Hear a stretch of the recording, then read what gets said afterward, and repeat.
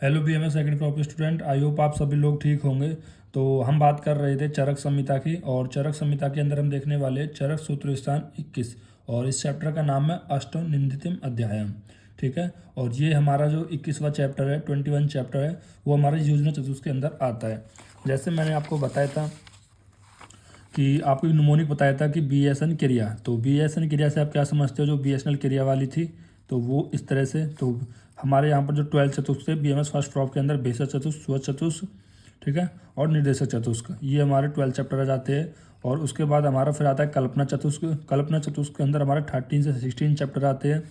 और फिर आता है हमारा रोग चतुष्क। ठीक है, तो इस रोग चतुष्क के अंदर हमने 17 से 20 चैप्टर तक देखे थे। ठीक है, अभी हमने पिछला जो चैप्टर देखा था वो 18 देखा था, और उससे पहले हमने 19 20 पहले ही ऑलरेडी अपलोड कर दिए थे। तो आज जो हमारा स्टार्ट हो रहा है वो हो रहा है योजना चतुष्क। ठीक है, और इस योजना चतुष्क के अंदर हमारे जो चैप्टर रहने वाले वो रहने वाले 21 से 24। ठीक, इनमें से जो योजना चतुष्क का पहला चैप्टर है वो है अष्टो निंदितम अध्यायम। अब इसका एक बार नाम को समझ लेते हैं कि योजना चतुष्क। अब योजना हम किसकी करेंगे, तो हम योजना करेंगे रोग की, क्योंकि इसके पहले वाला चतुष्क कौन सा था, रोग का चतुष्क था।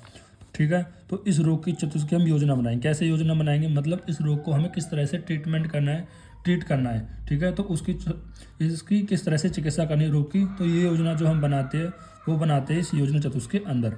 ठीक है, समझ में आ रहा है। तो हम स्टार्ट करते हैं अब। ठीक, तो अब हम स्टार्ट करते हैं इस चैप्टर को। तो इस चैप्टर में हमें क्या देखना है, सबसे पहले हमें 8 निंदे पुरुष के बारे में देखना है। फिर दूसरा टॉपिक हमें जो देखना है वो निद्रा के बारे में, और एक और टॉपिक है स्वस्थ के बारे में। ठीक है, इन 3 टॉपिक के साथ इस चैप्टर को हम यहाँ पर कंप्लीट कर देंगे। तो अब इस चैप्टर को स्टार्ट करते हैं। जैसे इस चैप्टर का नाम है अष्टो निंदितम अध्याय। ठीक है, अब अष्टो का मतलब होता है 8, और निंदियन का मतलब होता है कि अनडिजायबल। ठीक है, निंदनीय अनडिजायरेबल, मतलब यहाँ पर ऐसे पुरुष के बारे में वर्णन किया जाएगा जो कि अनडिजायरेबल है, मतलब ऐसा कोई नहीं चाहेगा कि हम इस तरह के बने। ठीक है, अब वो कौन कौन से ऐसे 8 पुरुष है जो कोई भी लोग नहीं बनना चाहते। जैसे कि होता है अति धीघ्र। ठीक है, अति धीघ्र का मतलब होता है कि कोई बहुत ज़्यादा बड़ा हो जाए। ठीक है, जैसे कि मान लो 10 फुट का, 9 फुट का, तो वो होता है अति धीघ्र। फिर एक होता है अति ह्रस्व, जिसको हम ड्वार्फ बोलते हैं, बोना बोलते हैं, जैसे 2-3 फीट का। ठीक है, जैसे नॉर्मल हाइट जो होती है वो 5 से 6 फुट के बीच में होती है। ठीक है, या तो उससे बहुत ज़्यादा बड़ी हो जाए या इससे बहुत ज़्यादा कम हो जाए। ठीक है, वो सारे किसके अंदर आएंगे, निंदनीय पुरुष के अंदर आएंगे। फिर होता है अतिलोम या एलोम। अतिलोम, देखो लोम क्या होते हैं, जो भी आपकी बॉडी पे जो हेयर्स आते हैं उनको हम लोम बोलते हैं। अगर उनकी एक्सेसिव ग्रोथ हो जाए, बहुत ज़्यादा हो जाए, मतलब वो बिल्कुल भी आपके गले तक आ जाए, बिल्कुल ऐसे बाहर निकलने लग जाए, कमर पे भी आ जाए, बैक वाले रीजन पे आ जाए, तो वो होता है अतिलोम। वो भी नंदिनी पुरुष के अंदर रखा गया है। एक होता है एलोम। एलोम मतलब बिल्कुल बाल ही नहीं है। ठीक है, कहीं भी आपकी पूरी बॉडी पे बाल ही नहीं है। ठीक है, आपके फेस पे भी बाल नहीं आ रहे हैं, तो उसको हम बोलते हैं एलोम। ठीक है, देन उसके बाद आता है अति कृष्ण। तो अति कृष्ण का मतलब होता है कि काला, कि बहुत ज़्यादा काला है, तो वो भी कैसा होता है, नंदिनी पुरुष। या अति गौर। अति गौर मतलब बहुत ही ज़्यादा बिल्कुल सफ़ेद हो गया है। ठीक, तो फिर आता है अति स्थूल और अति कृष्ण। ठीक है, अब अति स्थूल मतलब बहुत ज़्यादा मोटे हो जाना, ओबेसिटी वाली कंडीशन आ जाना। ठीक है, अब ओबीस आप देख लेना कि नॉर्मल जो बीएमआई होता है वो 8.5 से लेके 24.5 तक होता है। ठीक है, और उसके बाद फिर आता है ओवरवेट आता है। देन उसके बाद आता है ओबेसिटी। ओबेसिटी जो आती है वो आती है 13.5 से लेके 30.4.5 तक, शायद इतनी होती है ओबीस। एक बार चेक कर लेना कि थोड़ा बहुत पॉइंट में कहीं दिक्कत तो नहीं है। तो ऐसे पर्सन को हम बोलते हैं ओबीस। ओबीस है ओबेसिटी वाले पर्सन। ठीक है, तो उसके बाद आता है अतिकृष। अतिकृष मतलब बहुत ज़्यादा दुर्बल, पतले हो। ठीक है, तो उनको हम बोलते हैं अतिकृष। अब इन्हीं 2 टॉपिक के बारे में इस चैप्टर को मैं पढ़ने वाले हैं, अति स्थूल के बारे में और अतिकृष के बारे में। ठीक है, देन उसके बाद हम देखते हैं कि अति स्थूल पुरुष को निंदित होने के विशेष कारण। तो यहाँ पर जो अति स्थूल है, देखो जो ये अति स्थूल है, तो इसको निंदित होने के यहाँ पर विशेष कारण बताए गए हैं। ठीक, काफ़ी इंपॉर्टेंट है, पूछा जा सकता है। तो पहला है आयु हास्र। आयु हास्र मतलब आयु का नाश हो जाता है, आयु का विनाश हो जाता है, उनकी जो आयु है वो कम हो जाती है। मतलब जो भी व्यक्ति बहुत ज़्यादा मोटे होते हैं तो उनकी आयु कैसी होती है, कम होती है। तो इनका कारण क्या है वो बताया गया कि मेद धातु की वृद्धि होती है। भाई जो लोग मोटे होते हैं उनमें क्या होता है, जो मेद धातु है वो बहुत ज़्यादा बड़ा होता है, उनकी वृद्धि रहती है। और जब मेद धातु बढ़ जाएगा तो अन्य धातु की वृद्धि नहीं होगी, और अन्य धातु की वृद्धि नहीं होती है तो रस आदि उचित निर्माण नहीं बनता है, तो उनका आयु का क्षय हो जाता है। देखो हमने धातु पोषण न्याय में सब चीज़ देख ली है कि जब हमने बीएमएस फर्स्ट प्रॉफ के अंदर देखा था, तो रस से रक्त बनता है, रक्त से मांस बनता है, मांस से मेद बनता है। ठीक है, तो अलग अलग आचार्य अलग अलग तरीके से मानते हैं कि किस तरह से धातु का पोषण होता है। ठीक है, आप नॉर्मली समझो कि रस से रक्त, रक्त से मांस, मांस से मेद बनता है।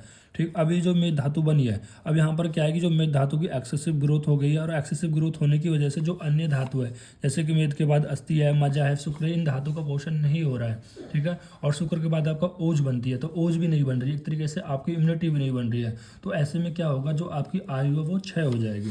ठीक है, तो पहला बताया गया है कि आयु ह्रास। देन दूसरा बताया जोबो अपराध। देखो जोबो अपराध, जोबो अवरोध का मतलब होता है एक तरीके से जो उत्साह होता है, हर कार्य करने का जो आपका उत्साह होता है वो भी बिल्कुल नहीं होता है, ना के बराबर होता है। देखो, एक आप नॉर्मल इंडिविजुअल से पूछिए और एक मोटे व्यक्ति से पूछिए कि अगर आप दौड़ लगाना चाहोगे तो मोटा व्यक्ति बिल्कुल मना कर देगा। ठीक है, आप कोई भी कार्य करने के लिए जो मोटा व्यक्ति है वो जल्दी से राजी नहीं होता है। ठीक है, तो इसलिए बोला क्योंकि उसमें उत्साह की कमी हो जाता है। ठीक, कैसे बताया गया है कि जैसे जो शरीर का मोटा होता है, मतलब जिसका शरीर मोटा होता है वो स्थिरता, स्थिरता मतलब एक तरीके से लूजनेस हो जाती है बॉडी उसकी, बिकॉज मेद स्वभाव से गुरु होता है। ठीक है, मेद कैसा होता है, स्वभाव से बहुत ज़्यादा गुरु होता है, भारी होता है। ठीक है, और उसकी बॉडी बिल्कुल कैसे शिथिल हो जाती है, एक तरीके से लूज हो जाती है, एक तरीके से बिल्कुल ठहरी हुई सी, थमी हुई सी हो जाती है। तो मोटे मनुष्य में कार्य करने का उत्साह बिल्कुल भी नहीं है। ठीक, देन उसके बाद आता है कृत वाद्यता। तो कृत वाद्यता क्या होता है, देखो कृत वाद्यता होता है मतलब शुक्र, जब आप शुक्र की इसमें कमी हो जाती है, जिसमें आप मैथुन करते हो तो वहाँ पर आपको शुक्र करने में कठिनाई होती है, सॉरी शुक्र करने में नहीं, मैथुन करने में कठिनाई होती है, क्योंकि वहाँ पर शुक्र की कमी हो जाती है। ठीक है, जैसे मैंने आपको अभी बताया था कि मेद धातु, भाई मेद धातु की वृद्धि हो रही है और मेद धातु अन्य धातु को नहीं बनने दे रहा। जब मेद से अस्थि नहीं बनेगी, मज्जा नहीं बनेगा, शुक्र नहीं बनेगा, जब शुक्र बन ही नहीं रहा है और ऊपर से आप मैथुन भी कर रहे हो तो कठिनाई तो होगी या नहीं होगी, आप बताओ। ठीक, तो मेद धातु इंक्रीज होता है तो अन्य धातु के क्या हो जाएंगे, शुरू बंद हो जाते हैं, जिसकी वजह से शुक्र धातु बन नहीं पाती और मैथुन करने में कठिनाई आपको देखने को मिलती है। देन उसके बाद दौर्बल्य की हम बात करते हैं, तो धातुओं के समान रूप से ना बनने के कारण दुर्बलता रहती है। देखो, अब दौर्बल्य क्या है, जब धातु समान रूप से नहीं बन रही है तो वो उसमें भी क्या है, दुर्बलता आ जाएगी। ठीक है, देन उसके बाद दुर्गंध है। दुर्गंध मेद के स्वेद उत्पन्न स्वभाव से कारण शरीर में दुर्गंध आती है। तो मेद का जो स्वेद उत्पन्न स्वभाव होता है, मतलब जो मेद का है, मतलब आपने देखा होगा कि जो भी इंसान जो ज़्यादा मोटा होता है या जिसकी बॉडी पर ज़्यादा फैट होता है उस पर क्या होता है, ज़्यादा मेद होता है, और मेद की वजह से क्या होता है, मेद का स्वभाव होता है कि उस पर कैसा स्वेद आना, स्वेद उत्पादन करना ही मेद का स्वभाव होता है। और मेद ज़्यादा आएगा तो उसके शरीर में दुर्गंध भी आपको देखने को मिलेगी। देन उसके बाद है स्वेद आवाद। देखो, अब स्वेद आदब का मतलब क्या होता है, मतलब यहाँ पर जो पसीना है मतलब वो बहुत ज़्यादा निकलेगा। ठीक है, देखो मेद कैसा होता है, विसंधि होता है, मतलब पसीना, विसंधि पसीना निकलने वाला होता है। देखो, एक होता है अभिसंधि मतलब ब्लॉकेज करने वाला, एक होता है विसंधि मतलब पसीना निकालने वाला। तो मेद धातु इंक्रीज होगी तो अति स्थूल व्यक्ति जो होगा वो व्यायाम नहीं करेगा। ठीक है, देखो मेद धातु क्या है, मेद धातु खुद तो पसीना निकालने वाला होता है, लेकिन जब मेद धातु बड़ी होती है, मोटे व्यक्ति होते हैं, वो कोई व्यायाम वगैरह तो करते नहीं है। ठीक है, व्यायाम वगैरह करने में असमर्थ हो जाते हैं, और मेद धातु का स्वभाव क्या है, पसीना निकालना, और जब वो पसीना निकलेगा उस टाइम पे तो वहाँ पर कष्ट आपको देखने को मिलेगा, क्योंकि आप व्यायाम वगैरह कर नहीं रहे हो, और जब आप व्यायाम वगैरह नहीं कर रहे तो अपने आप जो स्वेटिंग हो रही है तो उसमें यहाँ पर क्या हो रही है, कष्ट होगा। ठीक है, देन उसके बाद आता है क्षुधित, क्षुधित अतिमात्रा। क्षुधा अतिमात्रा में क्या होता है कि क्षुधा मतलब भूख लगेगी बहुत ज़्यादा मात्रा में। अब इसका कारण भी सिंपल सा है, तो देखो अति स्थूल मनुष्य कोष्ठ में वायु इंक्रीज हो जाती है और अग्नि का संदूषण करती है क्षुधा। देखो, जो भी व्यक्ति मोटे होते हैं, और वो मोटे क्यों हो रहे हैं, क्योंकि इनकी बॉडी में मेद धातु बहुत बढ़ गई है, और मेद धातु बहुत बढ़ गई है तो उन्होंने स्रोतों में ब्लॉकेज कर दिया सारी जगह। तो इसकी वजह से जो उनकी कोष्ठ है, तो कोष्ठ में जो अंदर वायु थी वो वहीं पर रह गई है, और वहीं पर रहकर अब कहीं और दूसरे मार्ग में ना जाकर केवल कोष्ठ में ही वृद्धि हो रही है। जब इस वायु की कोष्ठ में वृद्धि हो रही है तो वायु क्या करती है, अग्नि का संदूषण करती है। हमें काफ़ी बार पढ़ चुके हैं कि जो वायु होती है वो अग्नि का संदूषण करती है, अग्नि को बढ़ाती है, और जब अग्नि ज़्यादा बढ़ जाएगी तो वो आहार का जल्दी पाचन करेगी और आपको भूख भी जल्दी लगेगी। देन उसके बाद आता है पिपासम अतियोगम।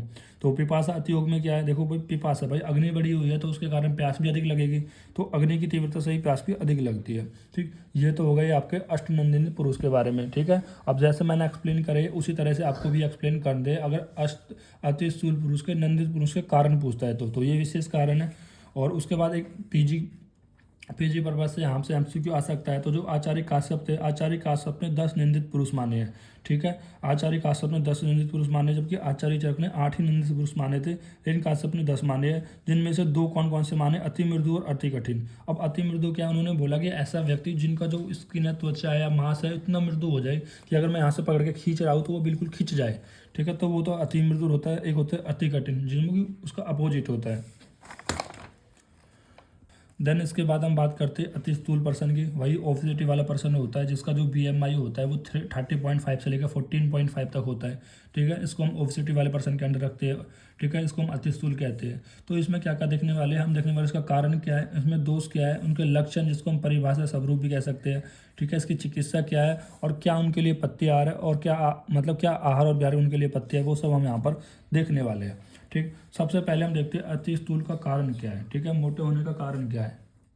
तो यहाँ पर बताया गया अधिक मात्रा में भोजन करना। तो अति स्थूल का क्या होता है, अधिक मात्रा में भोजन करना। ठीक है, तो दूसरा बताएगा गुरु, मधुर, शीत, स्निग्ध आहार द्रव्यों के सेवन। देखो ये सारे जो द्रव्य है वो कहीं ना कहीं कफवर्धक है, और जब भी हमारी बॉडी में कफ बढ़ता है तो स्रोत में अवरोध होता है और मेद धातु की उत्पत्ति का कारक होता है। ठीक है, तो एक तरीके से जो कफ और मेद है वो उनमें सिमिलरिटी है, साधर्मी है कहीं ना कहीं। और उनमें जो व्यायाम शक्ति नहीं कर मतलब व्यायाम नहीं करते, मैथुन नहीं करते। देखो वो आहार कैसे खा रहे, गुरु, मधुर, शीत, स्निग्ध आहार। ठीक है, वो क्या कर रहे हैं, ऐसे आहार विहार का सेवन कर रहे हैं जो कहीं ना कहीं आपको स्थूल करेंगे, लेकिन उसके साथ वो व्यायाम भी नहीं कर रहे, मैथुन भी नहीं कर रहे हैं। ठीक है, और दिवसपन कर रहे हैं, दिन में सो भी रहे हैं। ठीक है, तो सर्वदा प्रसन्न रह रहे हैं और चिंता शौक आदि ऐसा कुछ करते ही नहीं है। और या फिर उनके बीज के स्वभाव से, बीज स्वभाव मतलब कुछ लोग जो जेनेटिकल भी मोटे होते हैं। ठीक है, जैसे कि अनंत अंबानी का जो बेटे थे, शायद उनको तो कोई जेनेटिकल मतलब वो बहुत ज़्यादा मोटे थे ना, तो उसका कारण कहीं ना कहीं जेनेटिकली था। ठीक है, तो इसी तरह से कह रहे हैं बहुत सारी जो चीज़ें हैं तो वो भी जेनेटिक्स होती है। तो जेनेटिक की वजह से यहाँ पर बताया जा रहा है कुछ पर्सन ऐसे जेनेटिकली मोटे रहते हैं। तो यहाँ पर कुछ कारण भी है। मान लो कि ये 10% में होगा तो 90% का जो कारण होता है वो यही होता है। ठीक है, तो जेनेटिक्स का कारण 10% मान लेते हैं और सभी कारण कभी 19%, मतलब वो अधिक मात्रा में भोजन करने की वजह से, गुरु, शीत, मृदु, स्निग्ध आहार द्रव्य के सेवन करने से, व्यायाम ना करने से, मैथुन ना करने से, दिवा सेवन करने से, सर्वदा प्रसन्न रहने से, वो ऐसे व्यक्ति कैसे रहते हैं, अति स्थूल रहते हैं। देन उसके बाद हम बात करते हैं दोष की। तो मेद धातु इंक्रीज, तो यहाँ पर क्या बताया गया कि में धातु इंक्रीज होता है तो स्रोत में अवरोध है। अब यहाँ पर दोष बताए गए हैं कि अति स्थूल वाले व्यक्ति में कौन कौन से दोष होते हैं। तो वातजन्य और पित्तजन्य दोष होते हैं, और वो वातजन्य पित्तजन्य दोष आपकी पूरी जो बॉडी होती है, ठीक है, उनमें बहुत सारे उपद्रव उत्पन्न करते हैं। ठीक है, और बॉडी का, शरीर का विनाश करते हैं। कैसे करते हैं अभी समझाता हूँ। तो समझिए कि जो अति स्थूल में दोष कौन कौन से है, उसको समझने के लिए पहले आप ये समझिए कि जो मेद धातु है, जब वो मेद धातु बढ़ जाती है तो वो क्या करेगी, स्रोतस में अवरोध करेगी।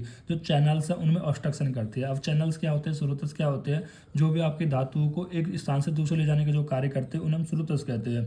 अब उनमें अवरोध हो जाएगा मेद धातु की वजह से, तो होगा क्या, जो भी आपकी वायु है, अग्नि, वो सब क्या एक जगह रुक जाएंगी। जो आपकी बॉडी, पूरे शरीर में जो वायु है वो भ्रमण कर रही थी, अब वो रुक गई। किसके अंदर, कोष्ठ के अंदर ही रुक जाएगी, क्योंकि इसका मेन स्थान कहाँ पर है, पक्वाशय में है। ठीक है, अभी हमारे कोष्ठ के अंदर रुक जाएगी। अब कोष्ठ के अंदर जो ग्रहणी होती है, हमारा जो डुडोनियम वाला पार्ट होता है, उसमें जठराग्नि होती है, तो वहाँ पर जाकर वो क्या करेगी, अग्नि को प्रदीपन करेगी। और जब अग्नि का प्रदीपन करेगी तो अग्नि आहार का शोषण करेगी। भाई अग्नि क्या करती है, जितनी ज़्यादा अग्नि उतना ज़्यादा आहार का शोषण।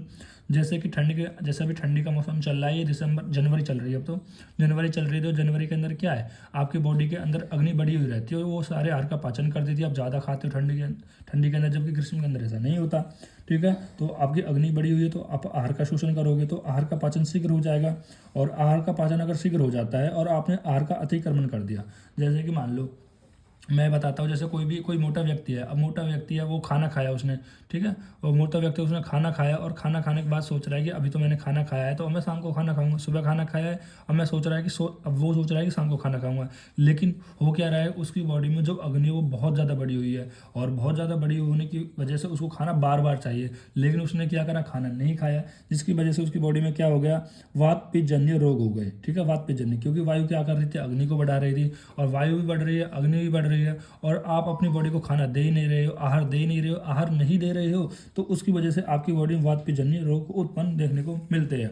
और अग्नि और वायु दोनों बढ़कर विशेष उपद्रव करने वाले होते हैं। ठीक है, जो अग्नि और वायु होती है, मतलब जो वात पित्त है, वो अपने वात पित्त के अनेक रोग उत्पन्न आपको कर देते हैं। अब इसकी उपमा दी गई है, कंपेरिजन दिया गया है, मतलब किस तरह से वो जो वातजन्य और पित्तजन्य जो रोग आपके शरीर में होते हैं उनके क्या क्या उपद्रव देखने को मिलते हैं और कैसे वो आपके शरीर को नाश करते हैं, उसकी एक कंपैरिजन किया गया है। कैसे कंपैरिजन किया है कि बढ़ी हुई ये दोनों स्थूल पुरुष को उसी प्रकार नष्ट कर देती है जैसे कि बढ़ी हुई अग्नि वन को जलाकर नष्ट कर देती है। जैसे कि कभी जंगल में आग लग जाती है तो जो जंगल में जो आग लगी होती है वो पूरे जंगल को नाश कर देती है। अब इसका देखो, जंगल में जो आग लगती है ना वो बहुत आसानी से बुझती नहीं है। इसके पीछे का कारण ये होता है कि एक जंगल में ऑक्सीजन का जो लेवल है वो बहुत अच्छा खासा होता है। ठीक है, तो एक बार अगर आग लगती है तो वो बुझती नहीं है। तो उसी तरह से आपकी जो बॉडी की जो अग्नि और वायु है, ठीक है, अगर उनका अतिक्रमण हो गया, मतलब उनको प्रॉपर आहार नहीं दिया गया, तो वो भी आपके शरीर का बिल्कुल नाश कर देंगे। ठीक, देन उसके बाद हम परिभाषा देखते हैं। तो अति स्थूल की क्या परिभाषा है। ठीक है, देखो परिभाषा पूछ ले, स्वरूप पूछ ले, लक्षण पूछ ले, एक ही बात है। ठीक है, जैसे मैंने पहले भी आपको बताया होगा पदार्थ विज्ञान के अंदर कि जब भी लक्षण पूछता है तो वो क्या पूछ रहा है, डेफिनेशन पूछ रहा है, ना कि उसका कैरेक्टरिस्टिक पूछ रहा है। ठीक है, तो जैसे यहाँ पर बताया गया नितंब, उदर और स्तन प्रदेश। देखो नितंब आपका जो बटक वाला एरिया है और उदर मतलब यही एब्डोमेन वाला रीजन और स्तन प्रदेश जो मेमोरी ग्लैंड वाला रीजन है। तो वो क्या हो जाते हैं, मोटे हो जाते हैं और चलते समय हिलते हैं और अंग प्रत्यंगों की वृद्धि उचित रूप से नहीं होती है। ठीक है, मतलब जो दूसरे ऑर्गन होते हैं भाई, आपका नितंब वगैरह हो गया, स्तन प्रदेश हो गया और उदर हो गया। भाई पेट इतना मोटा हो गया आगे को, जो हिप वाला रीजन है वो भी बहुत पीछे से मोटा हो गया है। ठीक है, और आपके स्तन पे आपके ऐसे हो गए, बिल्कुल लटकने लगे हैं। ठीक है, तो ये तो एरिया तो बहुत ज़्यादा आपके डेवलप हो गए, लेकिन जो और एरिया थे आपके हाथ छोटे छोटे रह गए हैं, आपके आपके जो हमारे शोल्डर्स है वो भी मतलब वो भी इतना अच्छा डेवलप नहीं कर पाए हैं। तो इस यहीं पर यही बोला कि अंग प्रत्यंगों की वृद्धि उचित रूप से नहीं हो पाती और ऐसे लोगों में कार्य करने का भी उत्साह नहीं होता है। तो इसका आपको श्लोक याद रखना है कि मेदो मांस अतिवृद्ध, मतलब मेद और मांस की अतिवृद्ध त्वच चल स्पुग उद स्तनम। मतलब क्या होता है कि जो भी आप चलते हो तो इसमें इस्पिक गुद स्तन, तो इस्पिक गुद स्तन मतलब जो नितंब वाला एरिया है, जो गुद है और स्तन है। ठीक है, तो ये क्या होते हैं, हिलते हैं। ठीक, चलते समय हिलते हैं। ठीक है, ऐथो उपचम उत्साहम, और उनमें कभी भी किसी कार्य करने का कोई उत्साह नहीं होता है। और नरोति स्थूलम उच्यते। ठीक है, और ऐसे नर को क्या कहते हैं, हम अति स्थूल कहते हैं। ठीक है, श्लोक काफ़ी इंपॉर्टेंट है, आसान सा श्लोक है कि मेदो मांस, जब मेद और मांस की अतिवृद्धि हो जाती है तो त्वच चल मतलब चलने पर, मतलब इनके चलने पर इस पर गुद स्तन कैसे करते हैं, आपको हिलते हैं, चलते हैं, मतलब मूवमेंट करते हैं और उनमें कोई भी कार्य करने का उत्साह नहीं होता है। ऐसे नर को हम अति स्थूल बोलते हैं, कहते हैं। ठीक है, तो फिर उसकी चिकित्सा देख लेते हैं। तो वात घन अन्य अन्य पान आनी श्लेष्म मेदु चेहरानी चे। तो यहाँ पर बताया गया है कि देखो वात घन, ठीक है, मतलब जो वात घन मतलब यहाँ पर जो श्लेष मेदो हरानी चाहिए, मतलब आपको ऐसे अन्न आहार विहार का सेवन करना है जो आपकी बॉडी में जो श्लेष मेद को हरने वाला हो, मतलब उसको कम करने वाला हो। ठीक है, तो फिर से बता रहा हूँ एक बार कि वात घन अन्न पानी श्लेष मेदो हरानी चाहिए, मतलब वायु श्लेष तथा मेद को नष्ट करने वाले अन्नपान का आपको यहाँ पर सेवन करना है। तो किसको जो आपकी बॉडी में वात बढ़ी हुई है, मतलब वात को घन हो, मतलब वात को नष्ट करने वाला हो, श्लेष को हरने वाला हो, मेद को हरने वाला हो, ऐसे अन्नपान को आपको सेवन करना है। ठीक है, तो फिर से बता रहा हूँ कौन कौन से, वात हो गया, श्लेष में हो गया, मेद हो गया। भाई दो ही तो चीज़ थी भाई। देखो श्लेष में कब बड़ा होता है और मेद बड़ा होता है और वात बड़ा होता है। तो इनमें क्या करना है कि इनको हरने वाले को, इनको कम करने वाले, जैसे मैंने बताया था जो मेद और कफ है वो कहीं ना कहीं साधर्मी होते हैं, सिमिलर गुण वाले होते हैं। ठीक है, तो इनको कम करने वाले ऐसे आहार विहार का, ऐसे अन्नपान का आपको सेवन करना है। और रुक्ष और उष्ण वस्तियाँ देनी है आपको। ठीक है, रुक्ष उपटन कराना है आपको, गुड़ेची और मुस्ता आपको देना है। ठीक है, मुस्ता को हम नागर मोता भी बोलते हैं। त्रिफला देना है, मधु देना है, जौ देना है, आमल की देना है। ये चारों काफ़ी इंपॉर्टेंट है, डेली लाइफ में यूज़ आसानी से हो सकते हैं। त्रिफला जैसे मैं बार बार बताता हूँ, मैं डेली यूज़ करता हूँ, कभी कभार मिस हो जाता है, नहीं तो मैं डेली इसका प्रयोग करता हूँ। ठीक है, मधु भी मेरे पास है, इसका भी मैं प्रयोग करता हूँ। ठीक है, और जौ तो आप जानते ही हैं। और आमल की चूर्ण भी मेरे पास है, इसका भी मैं डेली प्रयोग करता हूँ। डेली नहीं मतलब इसका मैं प्रयोग करता हूँ, तो मेरे पास सभी चीज़ें हैं। देन उसके बाद आता है भ्रत पंचमूल। तो भ्रत पंचमूल प्लस मधु, इनका भी आप सेवन करोगे तो ये किसकी चिकित्सा हो जाती है, अस्तु स्थूल वाले की। ठीक है, तो जब मुझे एक बार हमारे कॉलेज में एक मैम आई थी जिन्होंने अति स्थूल के बारे में काफ़ी अच्छी रिसर्च करी थी और उन्होंने इन चीज़ों का सेवन बताया था कि जौ हो गया, आमल की चूर्ण हो गई, मधु हो गया, त्रिफला हो गया, भरत पंचमूल प्लस मधु हो गया। तो इन सभी का सेवन उन्होंने बताया था, क्योंकि जो हमारे अति स्थूल वाले पेशेंट होते हैं, ठीक है, मरीज होते हैं, तो उनमें अग्नि तो बड़ी होती है। ठीक है, उनकी अग्नि बड़ी हुई होती है, लेकिन उनकी अग्नि बड़ी हुई होती है और इनमें हम यहाँ पर ब्राह्मण आहार मतलब ऐसे आहार विहार नहीं दे सकते। ठीक है, तो ऐसे आहार विहार जैसे स्नेहन वाले आहार विहार नहीं दे सकते, क्योंकि वो और ज़्यादा मोटे हो जाएंगे। तो वो क्या करते, वहाँ पर क्या करते हैं, हम वहाँ पर आपको गुरु देते हैं और अपतर्पण देते हैं, मतलब कहीं ना कहीं उनका कृष्ण कराते हैं। अभी हम आगे देखेंगे इस चीज़ को। ठीक है, तो इतना आपको काफ़ी इंपॉर्टेंट है, गुड़ेची, मुस्ता, त्रिफला, मधु, जौ, अमल की चूर्ण, भ्रति पंचमूल। अब देखो दो होते हैं, एक 10 पंचमूल के अंदर एक आता है लघु पंचमूल, एक आता है भ्रत पंचमूल। अब ये भ्रत पंचमूल के अंदर 5 चीज़ आती है, बिल्व, श्योनक, पाटला, गंभीरी, अग्निमंद। देखो अभी से आप इन चीज़ों को याद कर लो ताकि आपको आगे दिक्कत ना हो द्रव्य गुण के अंदर। ठीक है, जैसे मैंने इसको याद करा था जीपीएस वाह से गंभीर, पाटला, श्योनक और विल्व विल्व और अग्निमंथ। ठीक है, अगर आपको जीपीएस वासे करना है तो ऐसे कर लो, नहीं तो नॉर्मली आप याद कर सकते हो कि बिल्व शोनक पाटला, विल्व शोनक पाटला, गंभीरी अग्निमंथ, बिल्व शोनक पाटला, गंभीरी अग्निमंथ, इस तरह से आप याद कर सकते हो। ठीक है, और यहाँ पर अग्निमंथ रस प्लस शिलाजितु का भी यहाँ पर प्रयोग बताया गया है चिकित्सा के अंदर। ठीक है, इतनी चीज़ आप यहाँ पर लिख सकते हो, काफ़ी आपका यहाँ पर अच्छे नंबर मिलेंगे अगर आप ऐसे चिकित्सा लिखते हो तो। देन उसके बाद आता है पत्य आहार विहार के बारे में। तो कौन कौन से है? प्रशातिका, प्रेंगु, शावा, जौ, मुदक, कुलथी और आड़ी का नाम। तो आड़ी का नाम है, कुलथी है, मुदक है, जौ है। तो ये सभी चीज़ें जौ, मुदक, कुलथी, ये सभी तो आपने देख रखा होगा। और एक आड़ी का नाम, इन 4-5 चीज़ों को आप अच्छे से कर लेना। और प्रशातिका प्रेंगु भी कर सको तो और भी अच्छी बात है। ठीक है, तो ये काफ़ी ऐसी चीज़ है, मतलब ये आहार बताई गई है कि जो भी अतिस्थूल वाले व्यक्ति है इनको ऐसे आहार का सेवन कराना चाहिए। ठीक, अब इनका क्यों कराना चाहिए? क्योंकि जैसे आप देख रहे हो जौ और मूंग है, ये सब कैसे होते हैं, कहीं ना कहीं लघु होते हैं, रुक्ष होते हैं, जो कि क्या करेंगे, आपके शरीर का कृषण करेंगे। और कृषण करने की वजह से आपकी बॉडी को कहीं ना कहीं क्या करने की कोशिश करेंगे, पतला करने की कोशिश करेंगे। ठीक है, और बिहार में बताया गया कि प्रजागरण मतलब दिन में आपको जागना है, व्यवाय मैथुन करना है, व्यायाम करना है। देखो व्यायाम यहाँ पर शारीरिक और मानसिक दोनों है, मतलब आपको अपनी बुद्धि का भी प्रयोग करना है। ठीक है, तो इस तरह से यहाँ पर अति स्थूल के बारे में हमने काफ़ी कुछ देख लिया। देखो बहुत मोस्ट इंपॉर्टेंट है और बहुत ज़्यादा चांस रहते हैं इसके 5 नंबर में क्वेश्चन आने का कि अति स्थूल के दोष 8 जो दोष मैंने अभी पिछले बताए थे, और ये अति स्थूल के कारण क्या है, दोष क्या है, स्वरूप क्या है, चिकित्सा क्या है, और क्या उनके लिए पथ्य आहार विहार है। ठीक है, अगर अति स्थूल के बारे में आता है तो ये सारे पॉइंट वहाँ पर आप मेंशन कर सकते हो।